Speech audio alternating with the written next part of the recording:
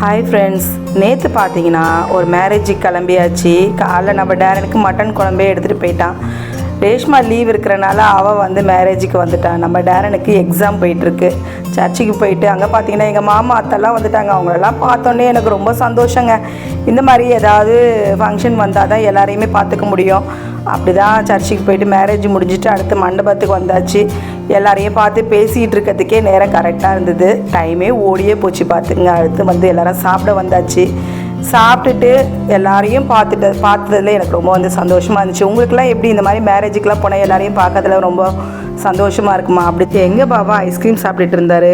நான் வீடியோ எடுத்தோன்னே உங்களுக்குலாம் வேணுமா அப்படின்னு உங்ககிட்ட கேட்டுட்ருக்காரு. அதனால் மாமாவெல்லாம் பார்த்ததில் எனக்கு ரொம்ப சந்தோஷமாக இருந்தது.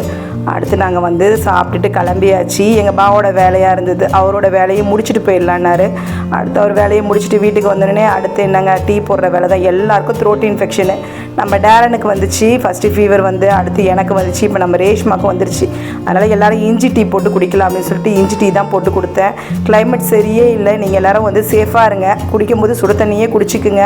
அப்படி குடிச்சிட்டு இருந்தால் கொஞ்சம் வந்து தப்பிச்சிடலாம். அது இல்லாமல் இந்த த்ரோட் இன்ஃபெக்ஷன் இருக்கவங்களோட தண்ணியை நம்ம மாற்றி குடிக்கக்கூடாதுங்க.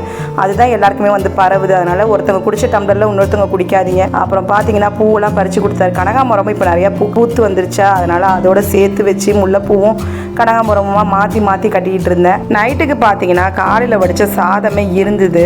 அதில் வந்து புளி கரைச்சி வச்சுட்டேன். நைட்டு வந்து புளி சாதம் செஞ்சுக்கலாம் அப்படின்னு சொல்லிட்டு தண்ணி ஊற்றி வச்சு சாப்பிட்றத விட இந்த மாதிரி கிளைமேட் சரியில்லை அப்படின்னா எல்லாருக்கும் சளி பிடிக்குதுன்னா நான் வந்து பழைய சாதம் கொடுக்காம புளி கரைச்சி ஊற்றிடுவேங்க. அதில் கடுகு கடலைப்பருப்பு எல்லாம் தாளித்து காஞ்ச மிளகா தாளித்து இந்த புளி கரைச்சி ஊற வச்ச சாதத்தை கலந்து எடுத்திங்கன்னா பெருங்காயத்தூள் சேர்த்து எடுத்திங்கன்னா சூப்பராக புளி சாதம் ரெடி பண்ணிடலாம். அப்படி தான் ரெடி பண்ணிவிட்டு நைட்டு வச்சு சாப்பிட்டோம். இந்த வீடியோ பிடிச்சிருந்தா லைக் பண்ணுங்கள்.